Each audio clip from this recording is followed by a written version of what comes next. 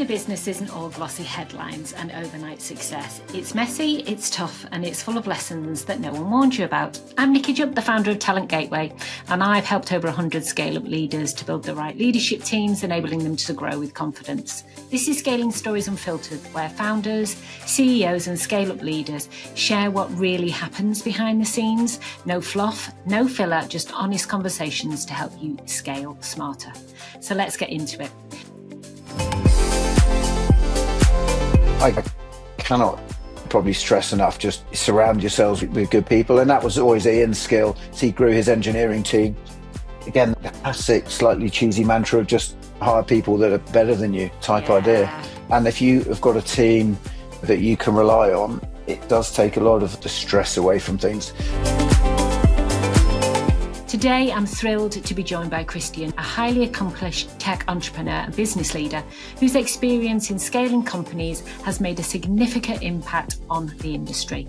Christian is best known for founding CentraStage in 2007, a cloud-based endpoint management company.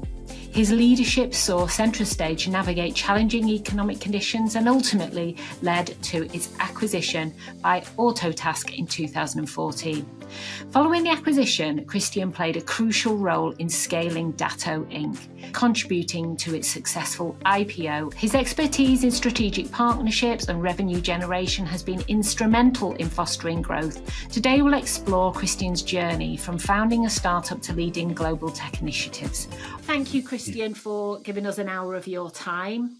And I'm going to start by saying, let's go back first before we go forward to present day. Just briefly give us the heads up of starting life with PwC as an accountant, and then quickly to 2007 when you had the idea of CentraStage and how you got it off the ground. Yeah, we can certainly start all that way back if I can remember. And thanks for having me. Yeah, always, as those people who know me will testify to, always happy to talk. So yeah, I did a history degree. That is of very little use to anyone unless you want to pursue a career in history teaching, which was on the cards at one point. So I thought I needed to find something early doors that would teach me a little bit about business life. So I rather foolishly applied to become an accountant with what is now PwC in London. But what was somewhat interesting to me is I actually applied to their growing business middle market division. So already had a slant towards, I was more interested in small businesses. I just thought you would learn slightly more going down that route. Whilst it was a fairly helter-skelter 4 years of hard work and exams and completely outside of my comfort zone for that whole journey, at least I was working with small, in some cases, entrepreneurial businesses. One upside is one of my main clients was Gucci UK. Managed to update the wardrobe a little bit, although people probably would deny that was ever the case. But so really it was just, I was pretty clear I never wanted to be an accountant long term, but I thought it was a good way to tread water whilst getting a qualification. So that was how it all started, really. That's interesting to go from history to accountancy. Yeah, it was the start of my rapid journey into grey hair. It was tough. It was really tough 4 years. We'll get onto the subject of resilience. But yeah, look, it was a stupid choice looking back in some regards, because I didn't have an accountant bone in my body, but it was actually just a case of graft. Just get your head down and then get through it. But good. And actually, it led me to the job at Cable & Wireless where we met. Yeah, exactly. So you did a stint at C&W, and I guess, is there anything that's relevant in there that then got you into sort of entrepreneurship? I think I had worked out that I probably wasn't a big company guy. Yeah. You'll remember Cable & Wireless went from 12,000 person company to 4,000 person company whilst we were there during the dot-com crash. So I think the one upside is it did allow me to change jobs quite frequently, because do you remember there was external hiring freeze? So there was a lot of competition for internal hiring. Yeah. So I managed to essentially bounce into a whole host of jobs that I had no right to be in and no experience doing. So I went from pricing into product marketing, still not quite sure what that is, then into channel marketing, and then into the sort of partnership world. So I think I figured out that big company life was not necessarily for me. You couldn't really have much impact. I felt even at a senior level, there were people who weren't having a huge amount of impact. But it was a really enjoyable journey, met some wonderful people. There's a fair few of us who still remember those days fondly, even though economically it was a bit of a disaster. But I very much then, and I think most people who are badged as entrepreneurs would put themselves in the accidental entrepreneur category. That was very much me. I came across as a young South African tech company as part of the partner program I was running at Cable and Wireless. It all seemed quite exciting, high growth. It was quite cutting edge backup technology at the time. And so launched into that business, which was an interesting sort of 4 or 5 year journey in itself. But that for me very much more felt like home. Small business, you can bigger cog in a smaller wheel, if that makes sense, able to directly see the impact that you're having. Yeah. So to just give us a quick whistle stop of that sort of, you said 4 or 5 years. I mean, formative, I think is a polite term. Crazy was the other term. Look, amazing technology, brilliant product market fit, ahead of its time. It was backing up large data volumes over small networks. It's when broadband was still being rolled out. I think I can probably say this, but it was run by an absolute lunatic. Yeah. And I just saw again firsthand how you can actually have a really good little team, brilliant CTO, brilliant developers. But if the team isn't aligned and together, and actually you've got a bit of a loose cannon who happens to be the major shareholder, you are, to coin a phrase, pissing in the wind a little bit somewhat. I won't go into too much detail because it ended up, there was borderline fraud and all other. And this was a point where I'd remortgaged my house to invest, already taken that fateful step. And it got to the point where the company essentially was liquidated. So we were left with nothing. It was a pretty brutal insight into the real world downsides of failed early stage tech companies. There is a wider backstory to that I won't bore you with. But what we did do almost, and this is the interesting thing when people say, what led you to strike out on your own? It was, I wouldn't say it's desperation, but somewhat, if we're going to do it now, we're somewhat forced into it. It would have been go and get a job in corporate life again, which would have been fine. I felt I was able to do that. But the CTO of that company and one of its early adopter customers, the three of us decided to start CentraStage at that time. When people say, what gave you the mindset and the courage to do it? Somewhat because life for me couldn't get any more risky at that point. So it was a bit of to hell with it. Let's crack on and give it a whirl. And the market was quite tough at that time? At that time, happily, things weren't tough. It got tough a month after we released, I guess, what you'd now call minimum viable product. Yeah. So none of us have had too much capital to bootstrap it with. And that's the other thing now in the world of tech. If you come into it with a couple of successes under your belt or a bit of capital from another life, you can get quite a long way now with the advent of rapid development cycles and certainly AI, where you can actually create minimum viable product quickly and at quite low cost.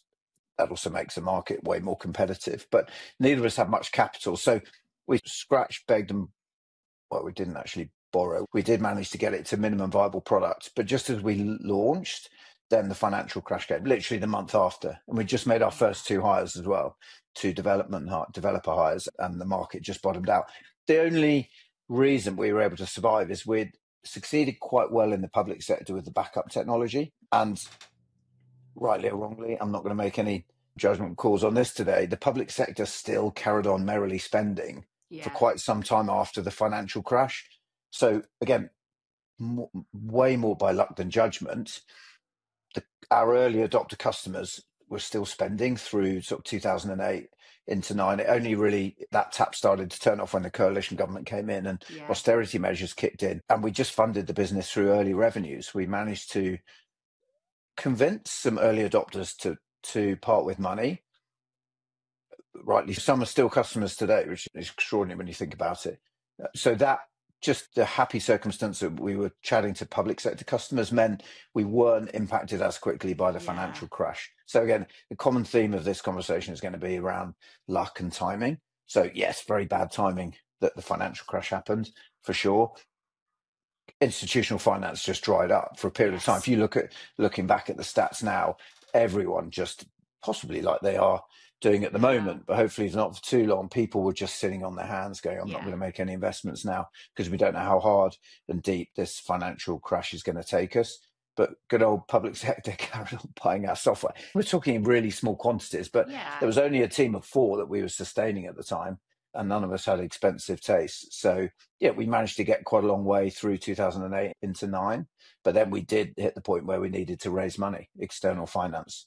So that's a nice segue into, if we just share with the audience, you started with CentraStage, you clearly grew it, you got acquired, you then saw that evolve, go through a couple of other acquisitions and through to IPO. Yeah. So for some people reading that, if someone wrote a book and they go, oh, perfect journey, you go from one stage into the next stage, into the next stage. Now we know the reality isn't that straightforward. So take us through those early days. You've just explained you've got a good balance by luck in terms of public sector, private sector. Now you're heading off into raising some money.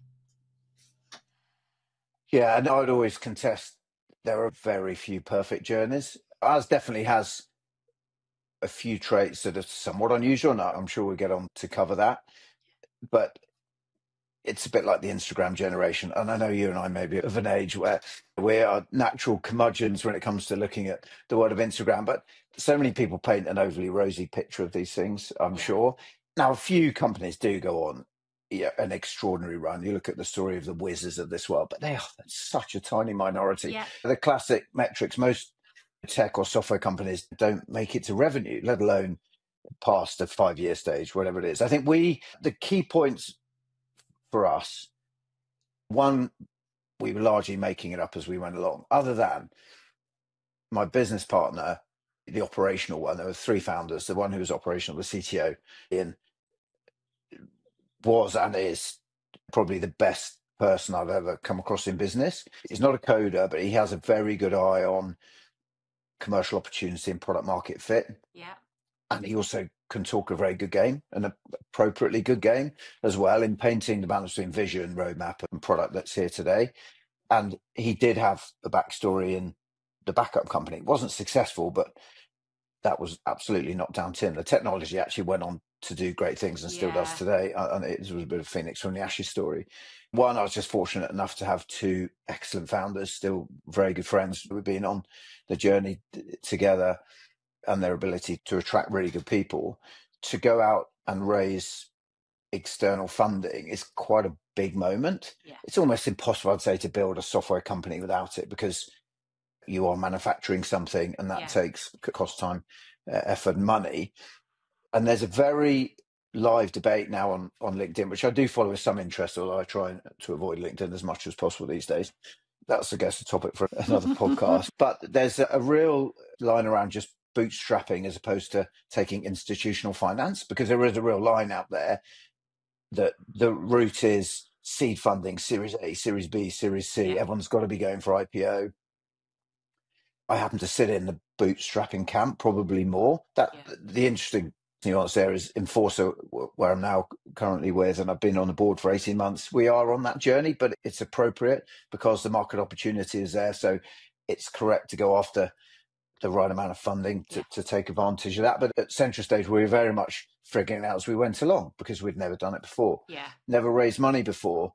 So we avoided the institutions. They weren't really looking to fund certainly SaaS companies, because it was the early days of SaaS. So we did go the angel investment route, but we also were determined to avoid friends and family, because we didn't feel we wanted to expose personal relationships to the risk of friends and family. And that is, again, probably unusual. A lot of technology companies will go friends and family.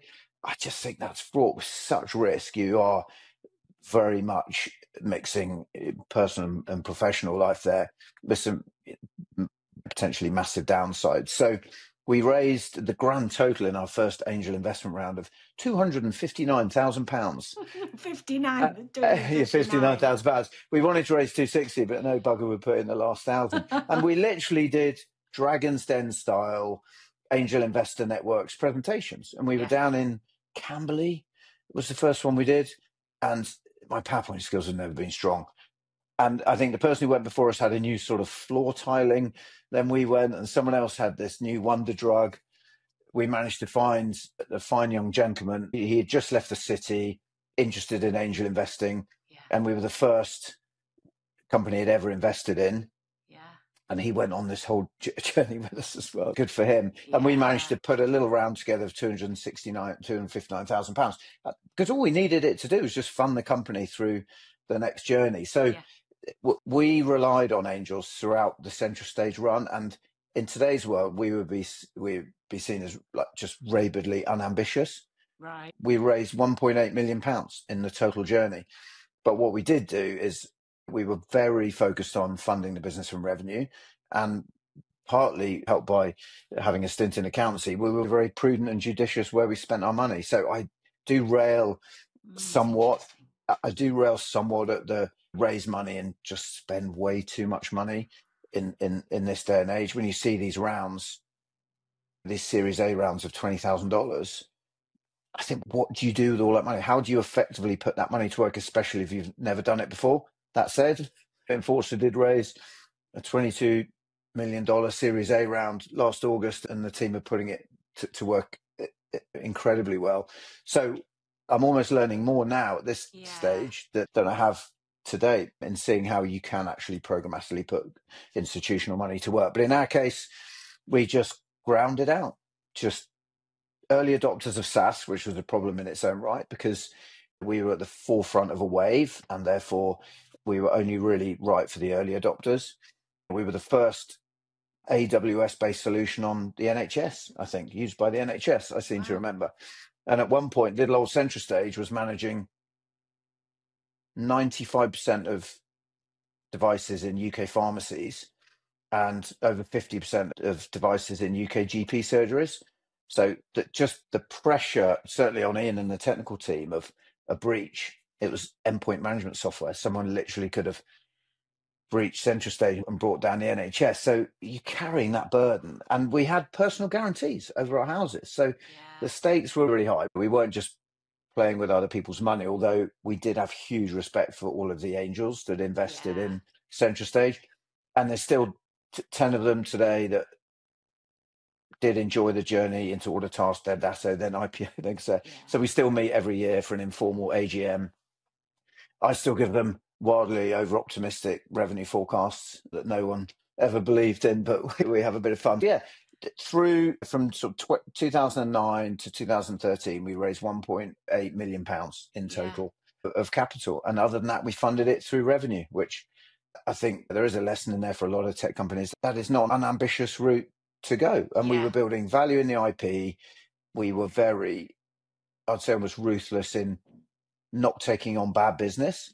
Just some of the fundamental people not focused enough on their ideal customer profile. People bang on about ideal customer profile a bit too much. When you're bringing on bad business, you know when it's not a good fit. And it's easy to say now, just be disciplined, turn away the deals that aren't a good fit. But if there's one bit of advice that I would give people, it's just be ruthless on only bringing on good business. Otherwise, you're just building in a churn risk, and you're building in a need for huge investment in your post-sales implementation and customer success organization. So when we had due diligence from Vista Private Equity, who are the ultimate acquirer, they did not believe our churn numbers were so low. And I tried to explain to them, yes, we're quite good at customer care, and it is a good tech platform, and people see the pace of delivery and buy into the vision. But ultimately, it's a sign that we've just walked away from a huge amount of business.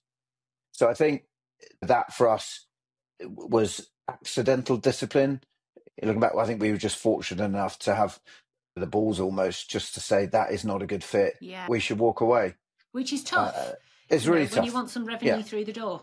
Correct. And we didn't always get it right, but that was the biggest pinch point in due diligence, was they just didn't believe the churn number was so low, which was an interesting story in its own right. So look, it was a really high pressure run, also coincided with young family, and we were learning everything like on the hoof.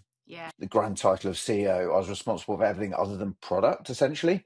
Ian was a great ally on the sales side as well, but I didn't know how to build a sales team. I'd never done go-to-market before, did not know anything about marketing, arguably still don't. Customer success, technical support, all these things, as well as all the classic finance and legal things. That is one advantage of raising capital, the ability to throw a bit of money at these problems and hire people who do know what they're doing to avoid you making mistakes. Just a different route. different route. Isn't it? Different And route. it'd be interesting to talk to you about now with Inforcer. They've gone down raising the 20.2. Yeah, $22 million. Yeah. But let's just stick a little bit for now, and we'll touch on that just to make sure I don't lose my thread. You then went through due diligence. Take us a little bit through that process. You obviously went through that a couple of times because you were acquired a couple of times and then ultimately IPO and beyond. Yeah. Just run us through the process so people are aware of what that's like. Yeah, it was. We were definitely in the camp of being open to acquisition. Yeah. We sat down, the three of us, and said, look, what's everyone in this for? And happily, it was never, I want to be a billionaire. It was not necessarily money driven. It was much about the journey, working with good people, at least having control of your own destiny. All those things were definitely true. But it was never going to be a 25-year lifestyle business. There's absolutely nothing wrong with that. I somewhat rail against the notion that having a lifestyle business is inherently a bad thing. It almost seems like the perfect situation to be in my opinion, having seen the other side of the journey. But we were always open to acquisition, and we always had a thread through management meetings of who are the potential acquirers, and let's at least make sure we're known to them. Got it. And we always felt that the business would be acquired for its scalable technology, not its revenues, because we were somewhat limited in our go-to-market skill set, put it that way. I'd like to think that I can make a sale, but none of us had any programmatic experience about building out a marketing and sales function. Yeah. So it was always the idea, if we build a technology that can scale, and always, like Ian's mantra to the team, imagine if this technology is managing 1 million endpoints. CentraStage was endpoint management technology.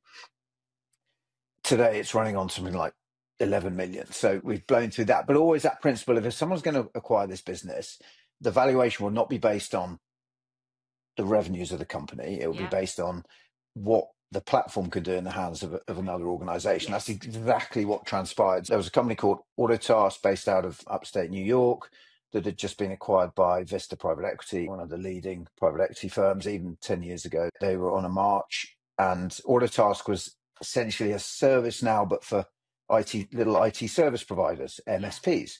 So the fit was perfect. We were endpoint management based in the cloud. They were ITSM based in the cloud. Very logical acquisition. They approached us. Vista approached us as soon as they'd bought Autotask. That's their model: buy a platform and build on. I think we were fondly known as a bolt-on acquisition or a tuck-in. Never took any offense at that. So it was really a case of a quick conversation with the founders, the board. We did open it up to all of our angels. Does everyone feel this is a good idea? We absolutely did not take the deal because we were desperate or felt we couldn't make more headway, but we were probably moving beyond the angel investor stage, and it would have been a Series A. Yeah. And I must admit, unless you play a very good hand, like Inforcer had to drop that in there, you essentially are selling your business the moment you do a Series A investment. Sometimes at seed stage, the moment an institution gets involved, whatever people will tell you, you generally do not have control of that business. And you have new masters. So whether you sell 100% of the stock to Vista Private Equity or Autotask, or 25% of the stock to a VC, the outcome is somewhat the same. Yeah.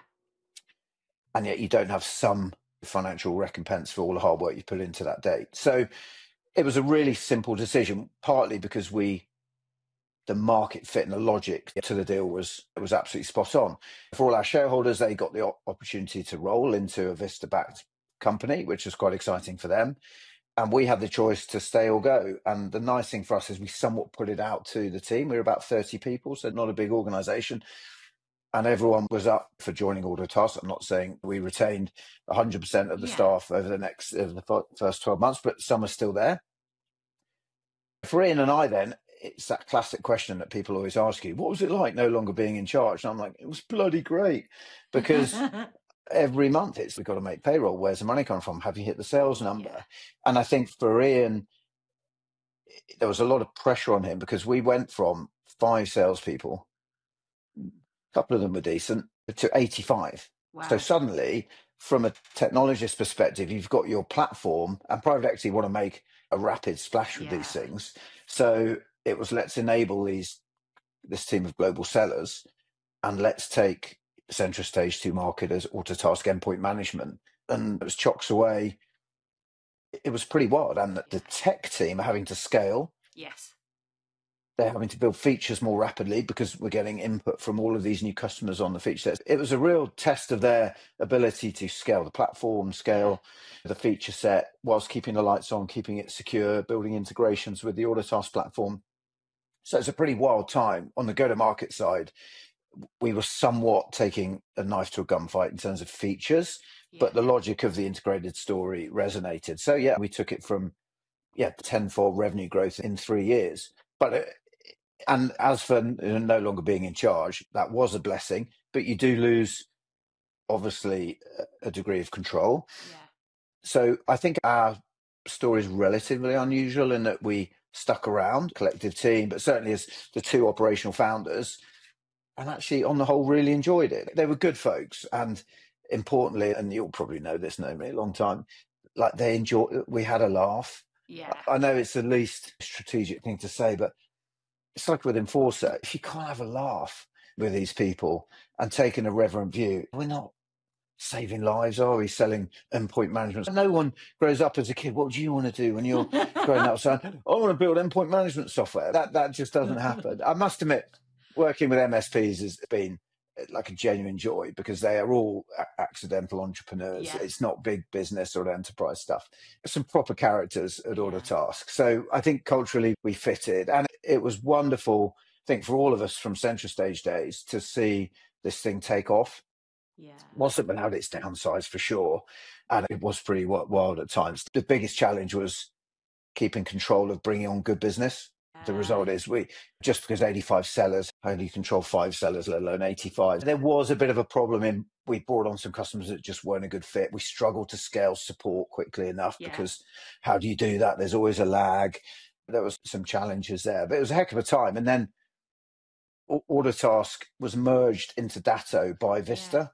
So again, culturally quite different businesses. That the combined organization was maybe 1,800 people by that point. Wow. Okay. So really different. Yeah, really different. So we went from 30 to 300 to maybe 1,500 when at the merger. But again, all MSP focused. The Datto folk again were just excellent people. So at that point, our investors got a chance to roll over again into the new business. Not to talk vulgar about money, but these were folks that had backed us in 2009. All self-made men, they're hard-earned money. Thank the Lord for EIS relief as well. But they arguably felt 2014 was early to sell. They got a chance to roll and roll again. So just the whole concept of actually paying back the folks that put their money at extreme risk back in the day was quite heartening for us. So the Datto run, again, 3 years intersected by COVID, was again a crazy time. We threefolded the revenue after that. And then the IPO got knocked on the head during COVID. So that got pushed back a little bit. And by that point, I was definitely small cog, big wheel, still essentially responsible for driving the sales of what was at that point Datto remote monitoring and management. But seeing it go through 2,000, 3,000, 5,000, 7,000 MSPs and the blast through 10 million endpoints was a bit wild, if that kind of thing gets you going.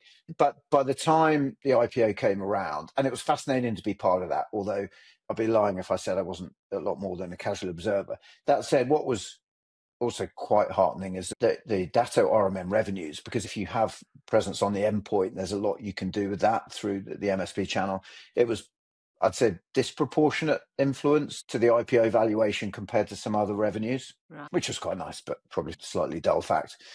But come IPO, it'd been 15 years-ish from start to finish. And we were saying we were small cogs in a bigger wheel is not meant to sound that we were divas who needed the limelight, but it was time to do something different. And we felt we left it in good hands. The product was moving forward at such a pace. I don't think I'd excuse a natural bias probably when I say it was the out and out market leader. And when we were acquired by Autotask in that space, there were 3 or 4 established market products, and we just came through.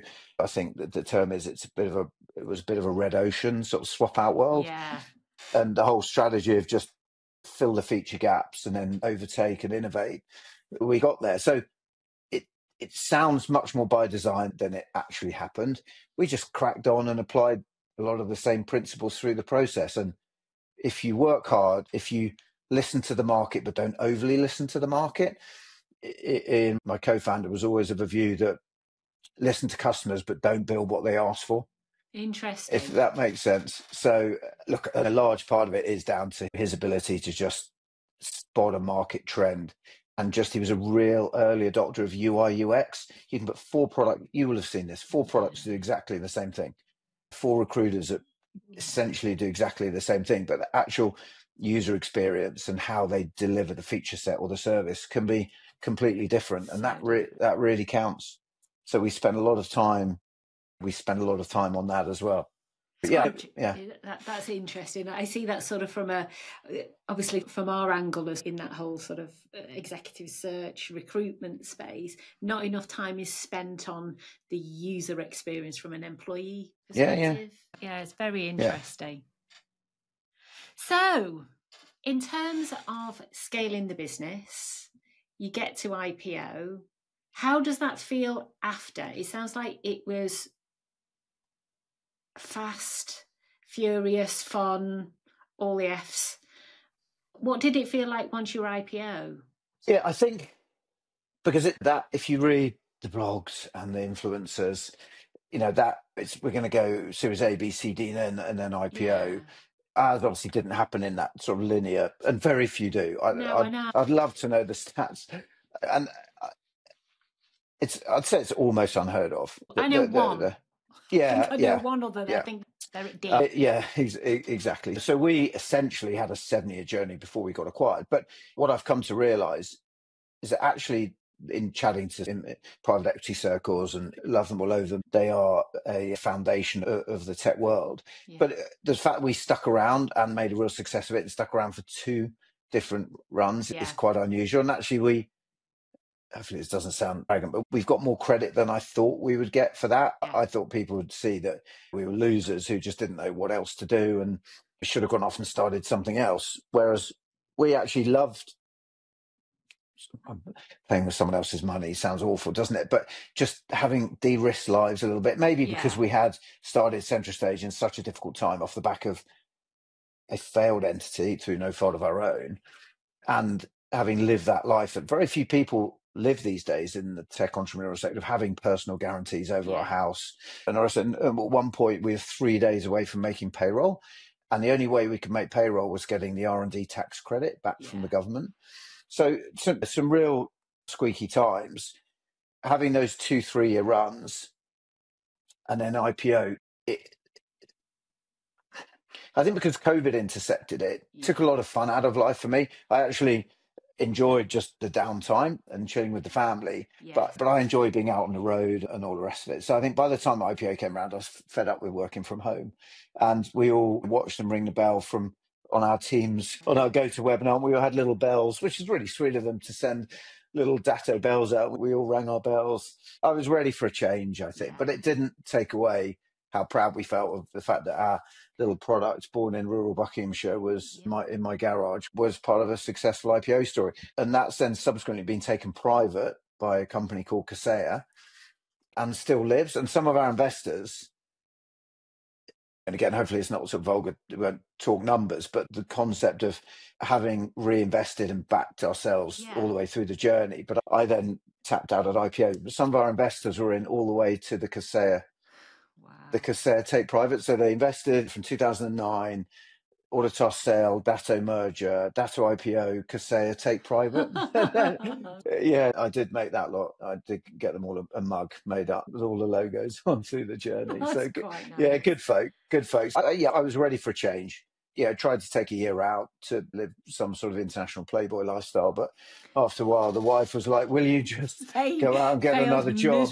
Because fell utterly miserably at that. But after a while, the wife said, "Can you please go and find something to do?" Because get out the house. So I had to get out of the house, and then she joined like a wonderful little British tech startup. Brilliant technology, but again in a market that was just dominated by so many players. And it also was just a reminder that you can actually have brilliant technology, but it's not enough. If it doesn't see the light of day, you still got no chance. And they were very well funded, brilliant product, wonderful team, but it was enterprise cybersecurity. Yeah. And you just were battered by the behemoths, the Microsofts and the CrowdStrikes, as well as every startup under the sun, and waves of great companies coming out of Israel and the States and others. So again, there was nothing wrong with the investment thesis and the technology, but it was just excessively crowded market. Yeah. So again, just a wake-up call that it's not easy to get it right, and a huge amount of it is luck and timing, really. And knowing when to call it. Knowing when to call it. Yeah. Just like with deals, with sales, same with a business is knowing when to call it.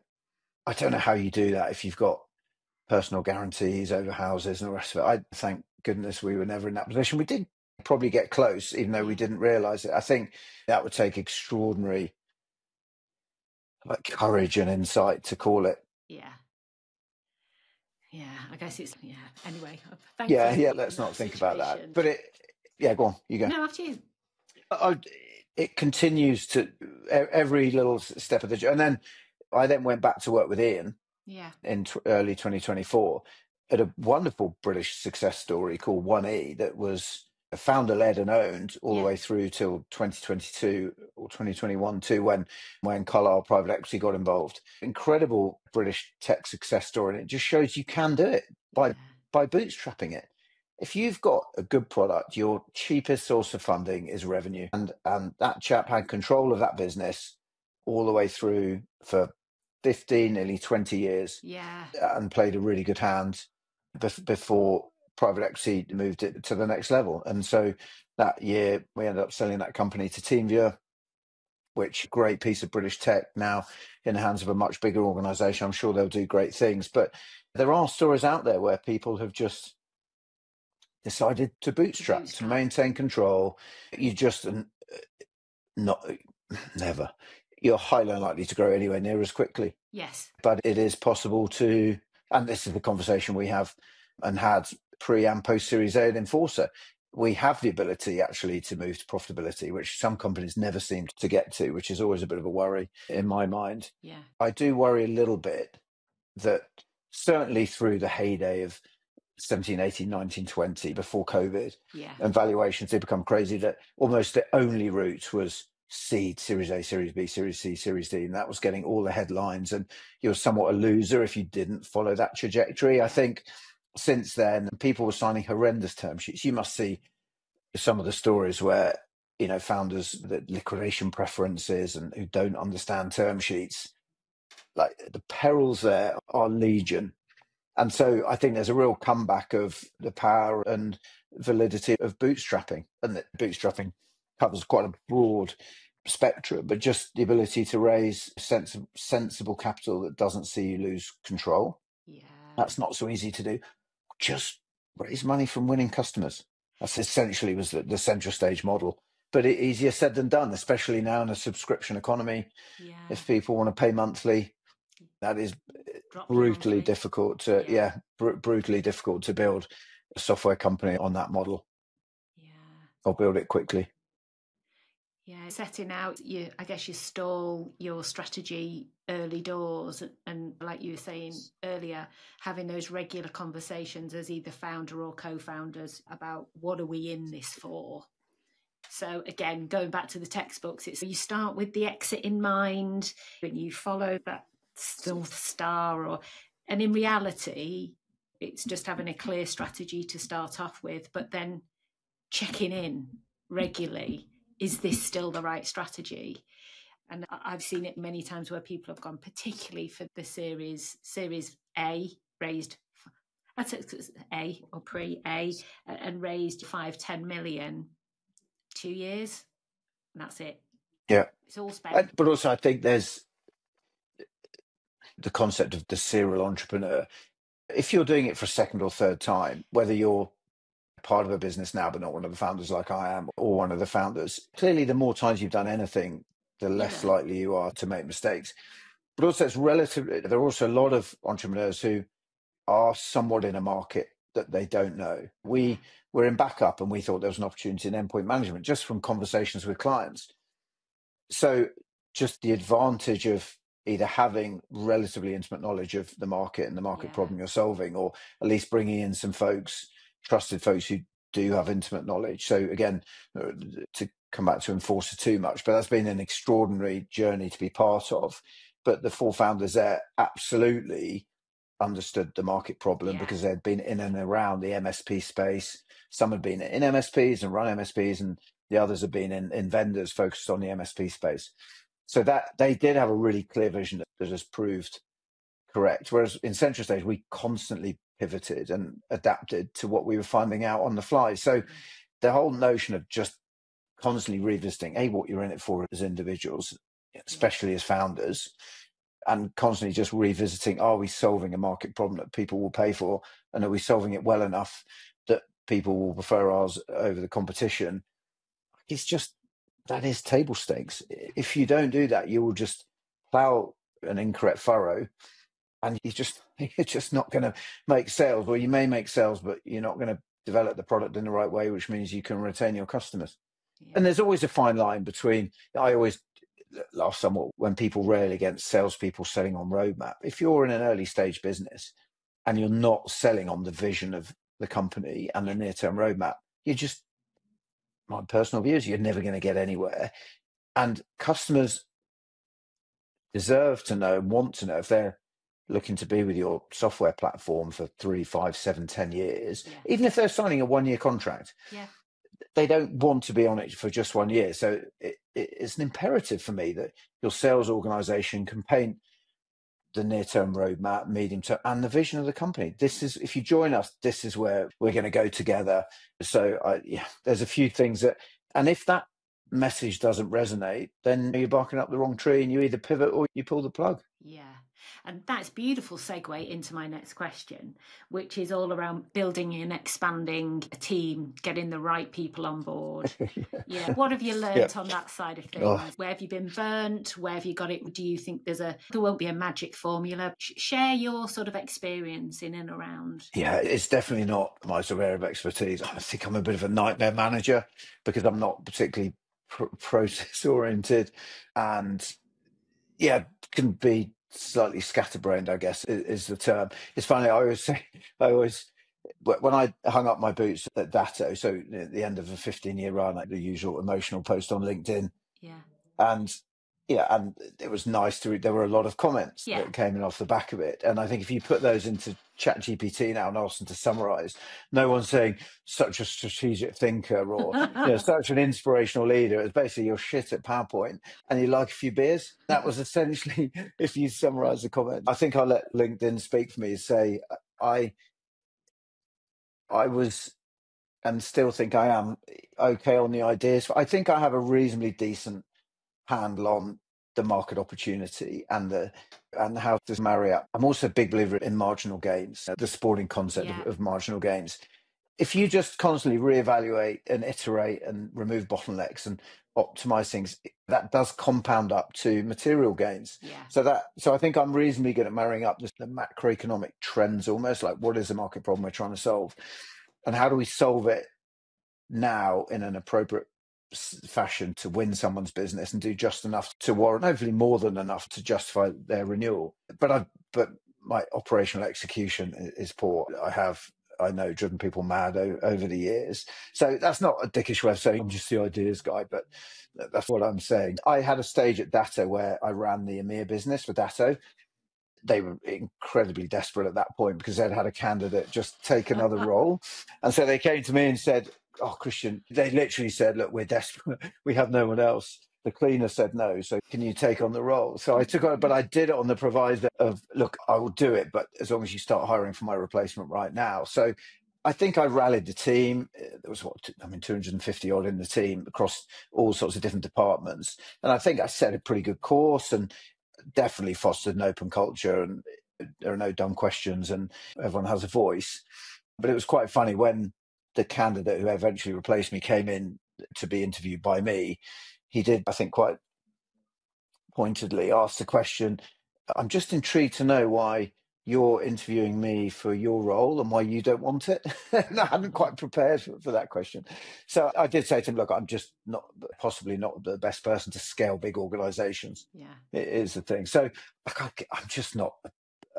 there are very few pearls of wisdom, I think, from me on I make it up as I go along. I think it's probably the slightly unstrategic answer to your question. What about culture then?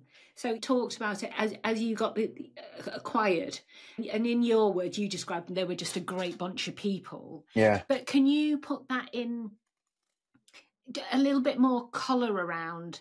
I could walk down to the pub and say, oh, he or she is a really nice person. It doesn't mean to say that they're going to be great for me to go into business with.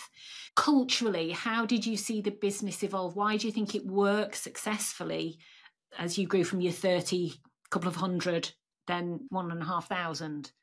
Yeah, it's definitely had its pinch points, so to speak. And you can't grow a business quickly without making some erroneous hires, and not everyone is going to buy into the vision and the culture you're trying to build.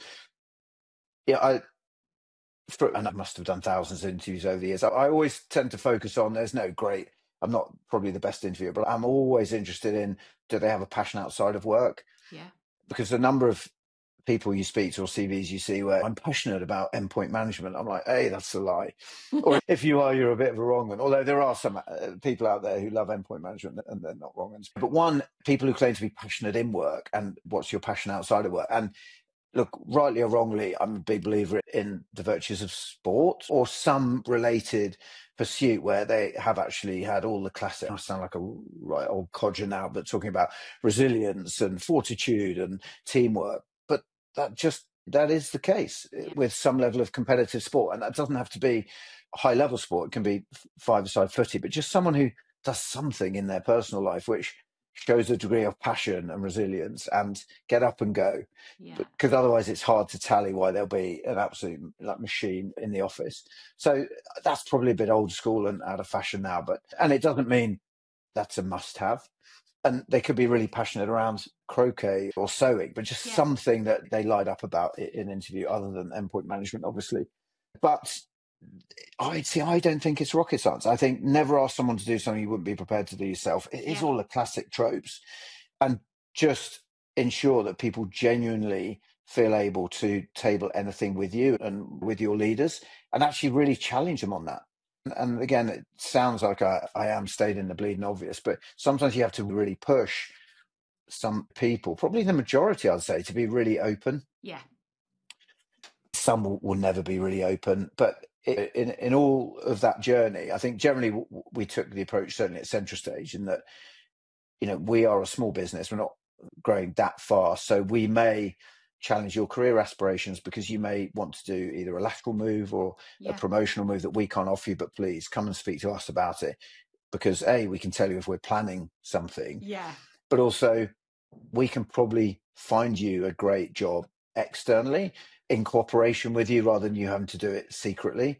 Yeah. And over the years, there's only been a few exceptions where people have just come in completely unannounced and said, I'm leaving. Generally, they bought into this concept of, actually, my time here is done.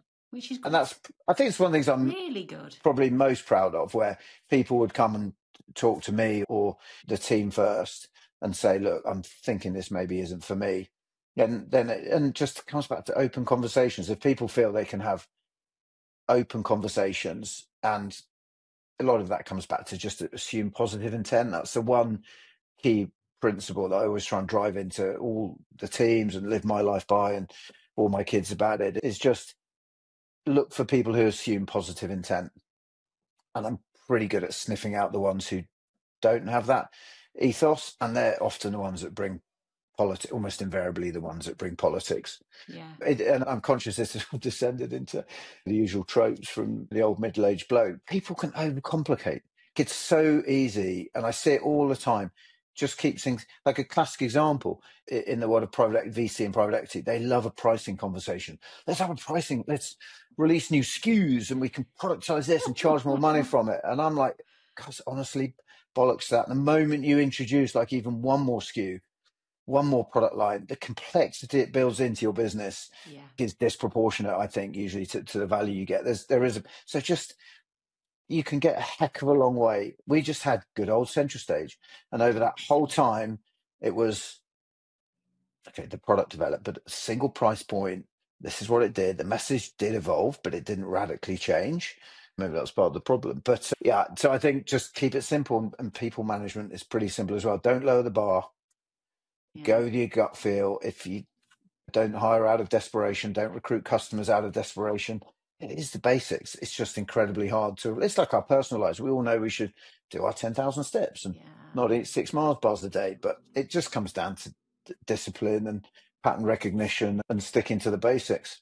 It's not going to be a like rock star podcast, this, Nikki, I don't think, because I'm just stating the bleeding obvious. But No, if there's one trigger, like it's But yeah, it might sound like stating the blindingly obvious, but it's lived experience. So for me, it's not just coming from a textbook of someone saying, oh, this is as it should be. The whole purpose of the podcast is to really hear it from people like yourself who have been through it. And one thing I'd love to know is, what are the sacrifices that you've had to make? Because I'm sure you've had to put long hours in. Ginger hair. Yeah, I sacrificed my strawberry blonde locks for white pretty quick. I've rarely seen anyone get ahead in life, and we could have a whole podcast defining what get ahead in life means, without working flipping hard. My father was a farm vet, and he grafted nights, weekends, on call, off call. You know, that, and it never felt like a chore actually working on your own creation. So I think that's something that people probably overestimate. I do worry for the wage slaves and the folks that are working 20-hour days, creating wealth and value for someone else a little bit. Not sacrifices I wouldn't make again. I think we all beat ourselves up, and in fact, we're there enough for the kids, but my kids are now actively lobbying for me to be here less. It's come full circle. No, so I obviously jest, but it was just hard work, but I never minded that. Arguably, could sound a bit awkward, but I don't need to be working this hard now, but I do actually enjoy it. But there were some very tense times. Yeah, there really were some. When you are playing with the family home, that I'd suggest people avoid. And almost in this day and age, you don't need to go down that route. The world of personal guarantees seems to be somewhat unusual these days. So just the sacrifices were just hard work. A bit of travel, probably more than was good for family life. But other than that, it managed to maintain a bit of health through health and fitness through the journey. I think that was important just from a more mental health perspective. One of my favorite rants these days, and where I feel sorry for actually any entrepreneur, young or otherwise, especially the first time sort of accidental entrepreneur in any field, is this just too much content in a way? And I know that sounds a bit odd that we're doing a podcast, but like, where do you turn? And I often say that when we first had children, I made the decision, only because I couldn't be asked, not because it was any part of the strategy, that I'm not going to read any child rearing books, because you read 3 books, each one will tell you something different. And at some point, you're going to be doing something wrong in the eyes of 2 out of the 3 books. So I've somewhat taken the same approach to business advice, like books, and I hate to say a podcast and things like that. There's so much coming at you. Someone might listen to this and think, that guy's an absolute legend, I'm going to follow what he says, and it might not be right for them. Probably more people think some old grey bloke rambling on. But what I did do is just take the advice of people I knew and trusted. Even if they weren't subject matter experts. There's so many subject matter experts out there, aren't they now? And especially people, LinkedIn. Yeah, that are, but actually haven't. I use the word again, it sounds a bit trite, but that sort of lived experience. Yeah. I tend not to trust someone unless they've done it. There's lots of business coaches out there, and if you look at their profile, but you've never been in a business. Yeah. And that's the thing. I just don't know where folks turn for the right sort of advice, because there's just so much of it out there. So that, again, segues in quite nicely to my question. Going sort of full circle, you will have read books. You will have listened to, whether it's podcast or friend or family, or who or what have you been able to lean into or lean towards when you've needed guidance or support? Is there a particular framework that's worked well for you? That's a really good question. Honestly, I probably exposed myself as being really closed to new ideas and advice, and that's the polar opposite. I think I was fortunate enough to have 2 great co-founders. One operational, one non-operational, which was also crucial. And actually a super supportive network of angel investors from different walks of life. And we didn't really need to go much beyond that, if I'm honest. Could we have succeeded more, greater, faster if we had got beyond that? Quite possibly. But I see some founders, some senior leaders in startup-y type businesses, and it is mostly tech businesses, but also otherwise, where they just feel compelled to throw the net so wide in terms of advice and events and conferences and podcasts and seminars. They're almost spending more time trying to ingest and distill the advice they're getting rather than focusing on their business. So for us, it was like, focus on the business. And when there's a decision to be made, A, B, or C, or even A and B, or A, B, C, and D, just go to a few people who, know enough to be dangerous almost. And you can get a long way on gut instinct, on gut feel and instinct. And this whole wave of fact-based decision-making and data-driven decision, I see people tying themselves in, not spending more time worrying about what metrics they should be collecting and analyzing the metrics they are collecting than getting on and running the business. So again, it comes back to my sort of mantra that things have become a little bit too overcomplicated for many people. If you keep it simple and just go back to the market, I'm an investor in a small business called Cloud Olive. It's a tech company in the MSP space based out of Australia. Super chap called Adam Ross. He's run, I think, the sort of the antithesis of the seed A, B, C, D, E, which again is right for some companies. That's often to Inforcer. He's run literally where they've identified a market need. He's got together with a developer. He's done go-to-market all his life, and they've just built market feedback, understood the problem better, and they built a cracking. They just recruited their first salesperson, and their second, and their third. Just 4 or 5 years, just a profitable, iterative, and the market problem they solve is real. They solve it incredibly well, and they learn every single month, release every single month.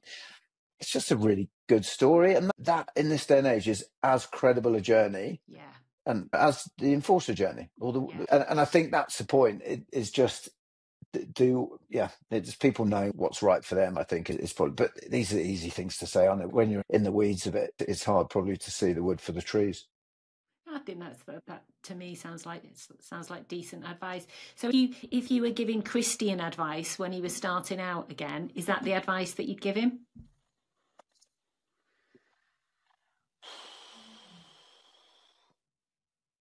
Yeah, definitely be a little bit of listen more, speak less. I think probably it won't surprise you to hear that. Maybe, yeah.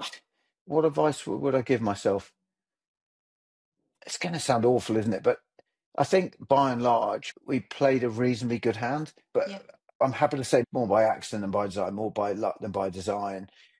I cannot probably stress enough, just surround yourselves with good people. And that was always Ian's skill. So he grew his engineering team. Again, the classic, slightly cheesy mantra of just hire people that are better than you type idea. And if you have got a team that you can rely on, it does take a lot of the stress away from things as well. So, yeah, I think it's just, choose your compadres, choose your gang carefully. Is probably my key advice. And again, more through luck than judgment, I managed to do that. And then finally, my last question is, what's a myth that you would like to bust about scaling a business?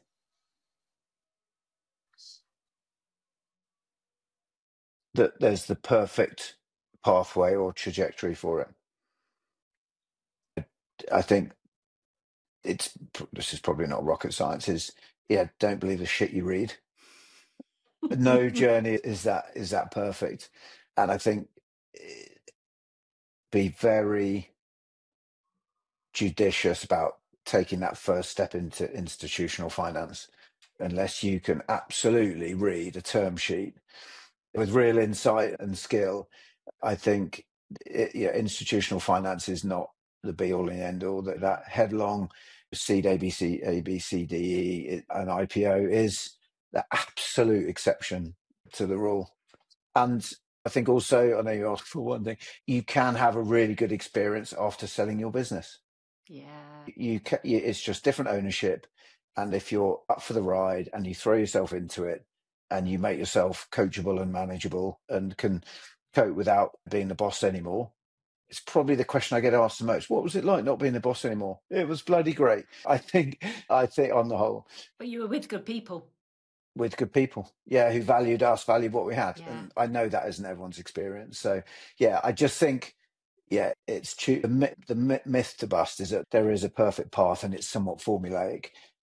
And that path is just as commendable as the steady as she goes path as it is the lifestyle business path.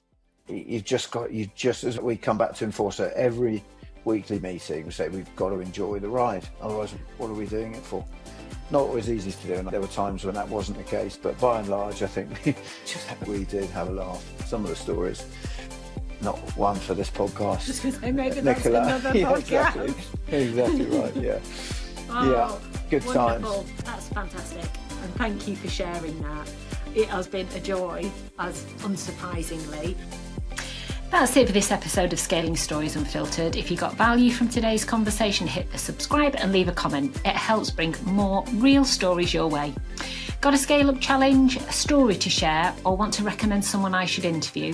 Take a look at the link to the website and pop your message in there.